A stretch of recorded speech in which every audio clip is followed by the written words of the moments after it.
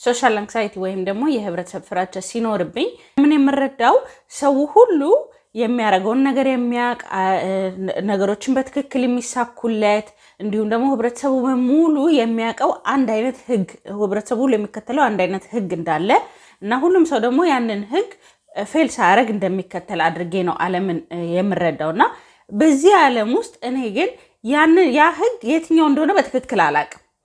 ህብረተሰቦቹ የሚመሩበት ህጎች ሁሉም የሚያውቁት ህጎች እኔ በትክክል አላቃቸውም።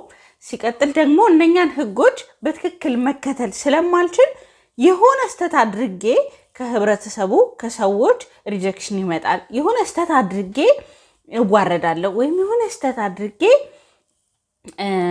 ሰዎች ይንቁኛል፣ ማንነቴን ያውቁብኛል፣ እንደማላቅ ያውቁብኛል በሚል ኮንስታንት ስጋት ነው የምኖረው። ስለዚህ ማንኛውም ሶሻል አክቲቪቲ ላይ መሳተፍ ለእኔ በጣም ከፍተኛ ጭንቀት ይፈጥራል። ምክንያቱም ሰዎች ምን ይሉኛል የሚለው ነገር በጣም ሀይ ነው። እዚህ ላይ ችግሩ ደግሞ ምንድን ነው? ምን ስተት እንደምሰራ እንኳን እርግጠኛ አይደለሁም። ስፔሲፊክ ያልተደረገ ነገር ማለት ነው። የሆነ ነገር ነው የምሰራው ስተት። ያንን ስተት ግን ሌሎቹ ያዩታል። ምክንያቱም ሌሎቹ ሁሉን ነገር ያውቃሉ።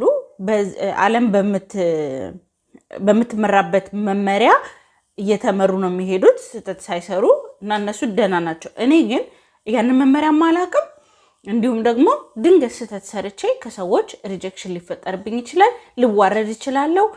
ምን አይነት ሰው ነው ሊሉኝ፣ ምን አይነት ሰው ናት ሊሉኝ ይችላሉ። ስለዚህ ከፍተኛ የሆነ ስጋት አለብኝ። ይሄ ነገር የህብረተሰብ ህይወቴን አፌክት ያደርጋል፣ ስራዬ ላይ አፌክት ያደርጋል። በአጠቃላይ ዓለም ላይ መዘዋወር ለእኔ በጣም አስቸጋሪ ነገር ይሆናል። ስለዚህ እንደ ኮንሲኩዌንስ ቤቴ መቀመጥ፣ መሸሸግን፣ ከሰዎች መራቅን፣ ስራዎች አለመሞከርን፣ ትምህርት ቤት አለመሄድን ልመርጥ እችላለሁ።